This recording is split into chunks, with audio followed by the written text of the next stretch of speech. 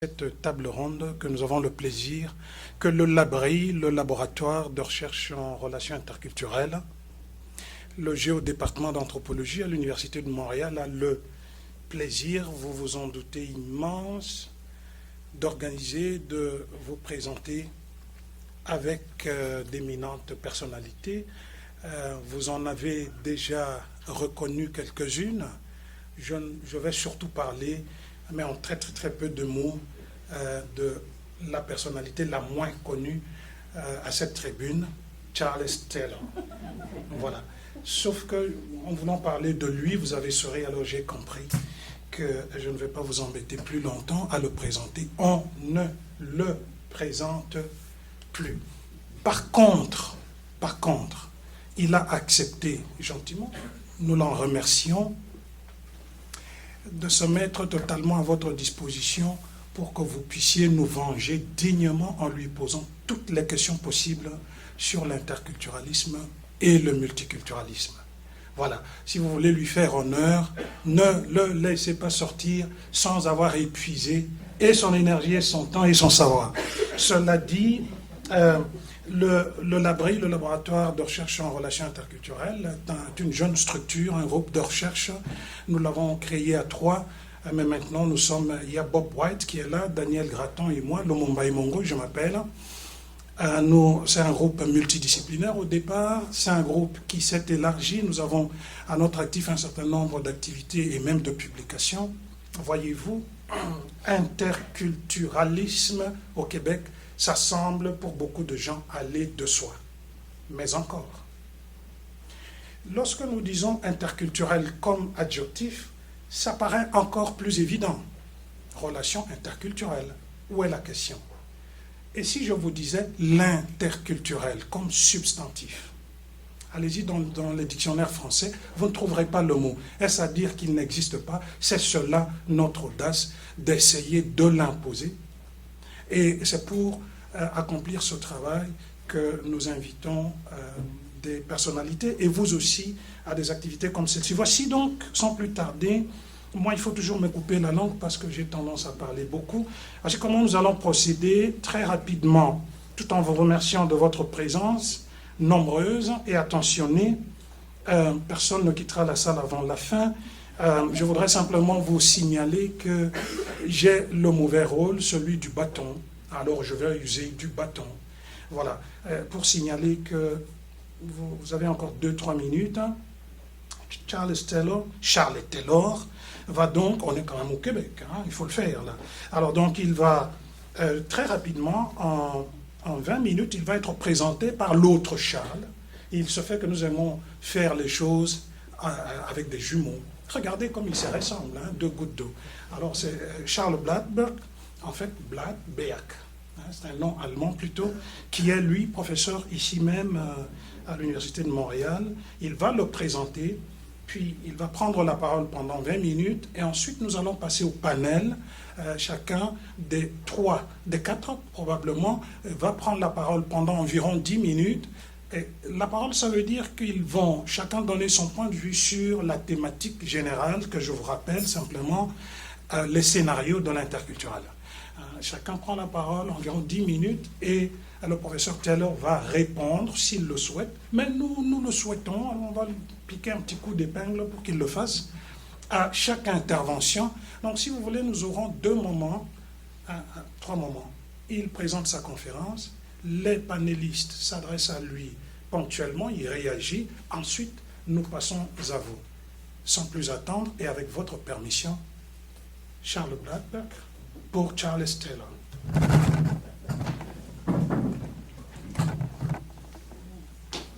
Alors, merci, Emongo. C'est un véritable honneur pour moi de vous présenter Charles Taylor, mon ancien professeur. Je peux dire en effet qu'il n'y a pas d'autre penseur de qui j'ai davantage appris. Il y a longtemps, j'ai été représentant étudiant. C'était lors de ma dernière année de première cycle. Quand ce fut fini, j'étais bel et bien perdu. Je pensais que je savais ce qu'était la justice, une sorte d'équité, mais cette année m'a appris que j'avais tout à fait tort. Quand je suis arrivé à McGill pour entreprendre des études supérieures, j'ai donc décidé d'étudier la pensée politique plutôt que de continuer mon parcours en sciences politiques, qui était ma spécialité au premier cycle. J'espérais obtenir des réponses à mes nombreuses questions sur la justice. Je me souviens comment, le premier jour, quelqu'un m'a demandé ce que j'étudierais. Je lui ai répondu « la philosophie politique ». « Alors vous êtes venu pour Taylor », qu'il a dit. Ma réponse a été « qui ?» Il est impossible de décrire les réalisations de Charles Taylor sans utiliser les superlatifs. Récipiendaire des prestigieux prix Kyoto, Templeton et plus récemment John W. Kluge, Taylor est reconnu comme l'un des principaux penseurs de notre temps. Son travail intellectuel couvre un très large horizon, comprenant notamment d'importantes contributions à la philosophie morale et politique, à la philosophie du langage, à la philosophie des sciences sociales et à l'histoire de la philosophie. Son rejet du réductionnisme dans ses nombreuses formes, et en particulier du naturalisme, est sans doute l'idée centrale de sa pensée. Il forme ainsi une étrange sorte de hérisson pour invoquer l'expression de son ancien professeur, Isaiah Berlin, décrivant ainsi ceux et celles qui voient le monde à travers la lentille d'une seule idée. Car Charles Taylor veut défendre la richesse morale et la diversité. Ce défi est très important pour la philosophie, bien sûr, mais aussi pour la politique.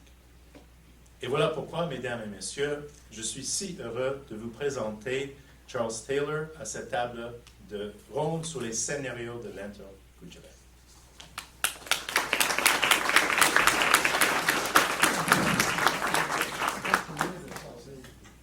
Merci beaucoup pour cette introduction très élogieuse. Enfin, j'étais pas seul au département de sciences politiques à McGill qui faisait la théorie politique. Il y avait une constellation, y compris Jim Tully et d'autres, qui a rendu l'endroit McGill très fructueux à ce moment-là, mais dont j'ai énormément appris, moi aussi. Mais passons à notre ordre du jour. Ce que je propose, c'est de jeter un certain nombre de bases, cadres, jalons, qui va on va pouvoir entourer la discussion. Et quelle est la nature de la démocratie moderne que nous pratiquons, nous voulons tous pratiquer, quelles sont les exigences de sa légitimité et qu'est-ce que ça nous force à faire ou quelles disons, normes est-ce que ça nous force à accepter et à mettre en pratique. Je dirais ceci très rapidement, la démocratie moderne, à la différence de la démocratie antique, est vraiment universaliste, c'est-à-dire, en théorie, tous les citoyens sont égaux, tous les citoyens ont un rôle, à la différence de la Grèce antique, par exemple. Ce qui plus est, même les résidents ne sont pas dépourvus de droits. Ils n'ont pas certains droits comme celui de voter, etc., mais ils ont certains droits. Troisièmement, dans beaucoup de démocraties comme la nôtre, la possibilité est ouverte à des gens qui viennent d'ailleurs de devenir citoyens. Ce n'est pas le cas de tous. Dans plusieurs pays européens, c'est beaucoup plus compliqué, mais les sociétés hémisphériques de l'Occident, nous, les Américains, les Argentins, les Brésiliens, etc., offrent cette possibilité. OK. Alors, ça exige un certain nombre de choses. Si on a une population complètement homogène, un certain nombre de problèmes ne surgissent pas quant à ces demandes. Mais le fait est que notre population est de plus en plus diversifiée. Et ça, pour deux raisons. Il faut regarder en tête les deux raisons. Oublions pour l'instant la migration, l'immigration de l'extérieur. Il s'est développé dans la culture occidentale moderne certaines conceptions de l'authenticité, de l'identité, etc. De sorte que même la population qui est là depuis toujours, les ancêtres ont toujours été là, a posé un certain nombre de demandes depuis, disons, le milieu du XXe siècle, que des différences qui existaient toujours, mais qui étaient vécues de façon vraiment conflictuelle ou difficile. Prenons les deux exemples très très connus, le féminisme, que les femmes non seulement ne devraient pas avoir moins de droits que les hommes, ça c'est le move fondamental de la démocratie moderne, mais aussi en même temps qu'elles avaient des différences d'identité, parfois alors il y a une dispute autour de ça qui doit être reconnue. Alors, dans le contexte de cette égalité de citoyens, la différence d'identité peut devenir immédiatement la base d'une revendication. Qu'une identité soit aussi bien reconnue que d'autres identités. Un autre exemple, le mouvement gay. C'est clair que depuis des siècles, des décennies et des siècles, les homosexuels étaient dans un pays occidental et aussi dans d'autres pays discriminés et souvent ce qui pratiquaient était illégal, etc., etc. C'est intéressant qu'au XXe siècle, vous avez un personnage comme André Gide qui est sorti du placard, justement parce qu'il voulait que les homosexuels aient le droit de citer. Mais la motivation d'André Gide, c'était intéressant à l'époque, c'est la source de souffrance inutile et très pénible pour ces gens-là d'être discriminés comme ça. Aux années 60 et plus, les mêmes demandes ont fait surface, mais sur l'autre base, sur la base de l'homosexualité comme une identité qui est discriminée par rapport à d'autres identités sexuelles. Et sur la base de cette demande, dans le contexte de la démocratie moderne, ça donnait à cette revendication une force immense. Et on a vu quelque chose que Gide n'aurait même pas pu rêver à son époque, aux années 20, etc. Ça menait à l'acceptation de mariage gay, etc., en un temps encore un temps très très court.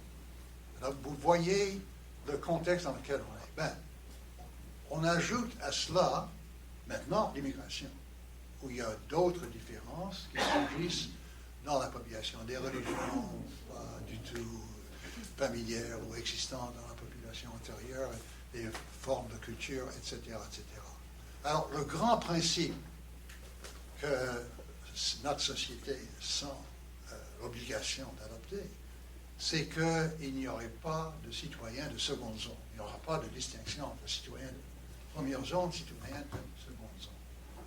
Or, et le multiculturalisme et l'interculturalisme sont des essais, des politiques, de répondre à cette demande. J'ai parlé de la différence entre les deux, mais je crois que on pourra parler de ça tout à l'heure. Le multi, c'est la tentative de dire il n'y a pas d'identité historico-culturelle qui soit en quelque sorte centrale à l'identité politique de tout pays. Dans le Québec, on n'a pas voulu adopter ça pour un certain nombre de raisons, mais la même exigence de non-discrimination, de non-distinction entre citoyens de première et seconde zone vaut ici. Alors, ça veut dire quoi? Ça veut dire qu'il y a un certain nombre de mesures concrètes, rapidement énumérées, anti-discrimination, tentative de favoriser l'intégration des nouveaux arrivants, peut-être particulièrement en leur enseignant la langue du pays et d'un très bas âge, par exemple les classes d'accueil chez nous au Québec. On voit l'avantage de ces politiques-là si on compare nos sociétés avec certaines sociétés européennes, où par exemple en Allemagne, au début, on avait cette idée que ceux qui arrivaient d'ailleurs étaient considérés comme des Gastarbeiter, vous comprenez le mot, des gens ouvriers invités, et que l'idée était qu'ils allaient gagner de l'argent en Allemagne, puis retourner en Turquie, ouvrir un petit café à Izmir, etc. Et souvent, les intéressés eux-mêmes partageaient ce scénario. Mais nous, au Canada, au Québec, on aurait pu leur dire, ça ne marchera jamais comme ça. On en est à la 3e génération maintenant, et ils font un effort pour ouvrir la possibilité de citoyenneté. En Allemagne, c'est un pays fédératif comme nous, alors différents Länder ont des politiques différentes, mais dans les meilleurs des Länder, justement, on essaie d'empêcher ou de lutter contre la discrimination. On essaie d'apprendre la langue allemande aux jeunes, même préscolaires, etc. Alors, il y a un certain nombre de politiques du genre. Mais aussi, l'intégration veut dire qu'on devrait faciliter, disons, la réalisation du plan de vie avec lequel l'immigrant arrive ici. Lorsqu'on a eu notre commission, on a demandé, mais c'est anecdotique, c'est pas la science sociale, mais c'est surtout dans les taxis qu'on a la chance de... Pourquoi vous êtes venu ici, au Québec? Il y avait 2 réponses qui revenaient sans cesse. Il y avait la liberté, d'une part, et il y avait, je voulais donner à mes enfants la possibilité de faire une carrière que j'aurais jamais pu offrir, disons, Algérie, Maroc, France, etc. C'est les deux grandes buts de la vie. C'est une espèce de nouveau plan de vie qui implique le déplacement vers un autre pays avec l'espoir. Or, nous avons un record terrible au Canada, et pire au Québec qu'ailleurs, souvent, d'assurer à ceux qui arrivent avec certaines compétences de pouvoir travailler dans leur communauté. Et ça, c'est très important de faciliter une intégration. Autrement, les gens sont à la maison, reçoivent peut-être le bien-être social, je ne sais trop quoi, mais ils n'ont pas de carrière de vie normale dans les institutions qui les emploient ou dans les institutions qui les établissent, etc. Ils ne peuvent pas s'intégrer. Alors, de ces différentes façons, lutte contre la discrimination, mesures pour assurer l'intégration. Mais tout cela ne suffit pas parce qu'il faudrait une certaine volonté politique de la part de la population entière pour faciliter cette intégration, pour refuser la discrimination. Et comment faire que ce changement-là naisse? Or, je crois que c'est peut-être ça qu'on veut dire par les scénarios de l'interculturel. Je suis un peu embarrassé parce que Bob m'a dit que j'étais à l'origine de cette phrase absolument merveilleuse. Je ne m'en souviens pas du tout. Et je ne me souviens pas de ce que si je l'ai écrit, je suis sûr que je l'ai écrit. Oui, on va me prouver. Oui, je ne sais pas ce que j'avais dans la tête, mais possiblement c'était ceci, quelles sont les façons de faire ensemble, qu'on peut faire ensemble entre gens de la société d'accueil et de gens récemment arrivés, ou n'importe quelle frontière de discrimination possible, quelles sont les façons de faire où ces gens-là se rencontrent dans des contextes où ils peuvent former des liens, mieux se comprendre, former des liens de but commun, même de solidarité. Et ce n'est que dans une population qui est formée par ce genre d'expérience qu'on peut vraiment créer la volonté dans la société d'accueil en général de poursuivre les 2 buts que j'ai mentionnés tout à l'heure, non-discrimination et intégration. Et alors, quels sont les scénarios?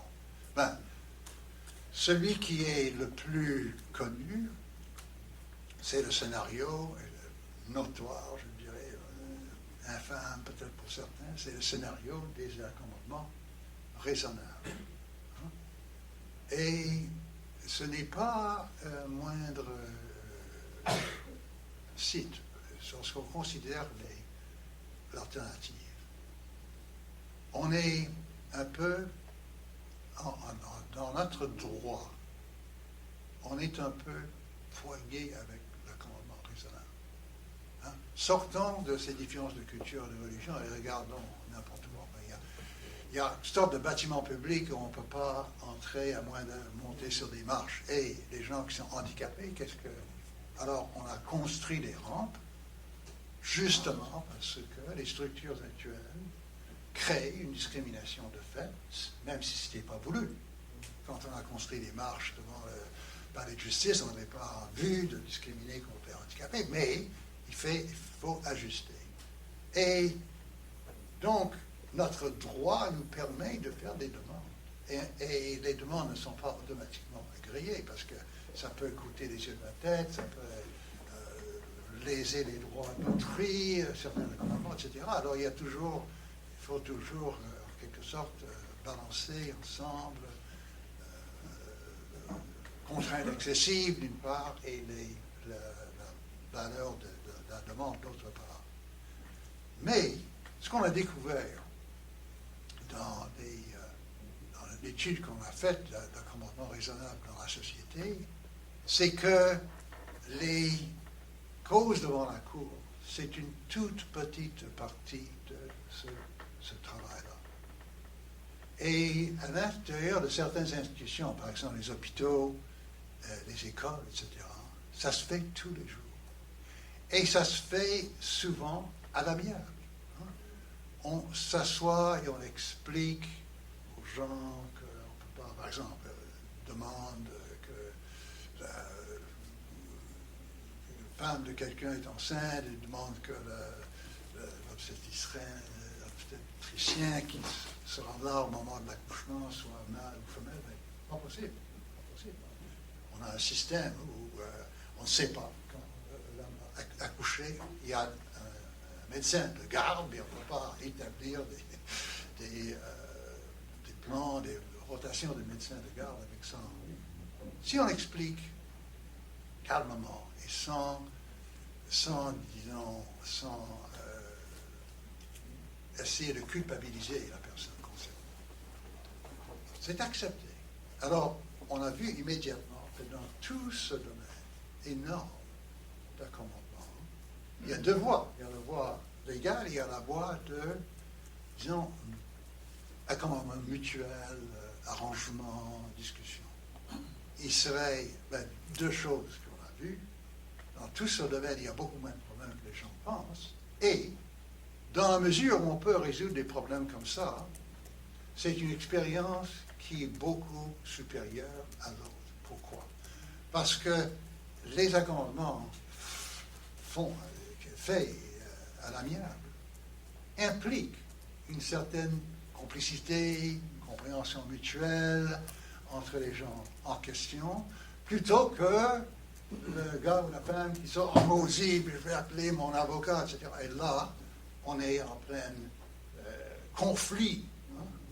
Mais la grande majorité se font de cette façon-là. OK, alors c'est déjà meilleur, c'est déjà un scénario interculturel meilleur que ces accommodements informels, que le scénario de la confrontation devant la Cour supérieure. Mais il y a meilleur que ça encore. Il y a des contextes dans lesquels les gens se côtoient, forment des amitiés, travaillent ensemble, même des scénarios qui sont dans un sens plus large, conflictuel. Par exemple, franchement, autobiographiquement, j'ai fait une lutte très forte contre la charte de l'an dernier. Et je crois que ça fait énormément de mal à notre société. Je peux expliquer pourquoi. Mais il y avait des gains. Le fait qu'on luttait ensemble contre ça, chrétiens, musulmans, laïcs, de toutes les les idéologies, les religions, les non-religions, etc., ensemble, et j'ai formé des amitiés très fortes et très profondes, des gens que j'aurais jamais rencontrés. Alors ça, c'est une façon de créer un tissu social fort qui, en quelque sorte, fait le pont entre ces différences. Et deuxième chose de mon expérience autobiographique, pendant la commission, j'avais des petits-enfants à l'école française d'Outremont, très classe moyenne, d'accord, mais qui avaient des amis musulmans en classe. Ils m'ont dit, papy, mais des adultes, on savait qu'ils étaient fous, mais pas à ce point-là, mais à quoi ça rime, ça? C'était rigoureusement incompréhensible. Bon, d'après leur expérience immédiate. Alors, le grand défi du Québec, c'est de créer de ces scénarios-là interculturels. Donc, vraiment, ces 5 minutes, je crois que j'aurais dépassé. Non, je vais essayer de finir. Vous êtes trop indulgent. Il faudrait pouvoir créer de ces scénarios. Et ce n'est pas facile de les envisager dans certains cas. On va penser à certaines mesures. Par exemple, il y a entre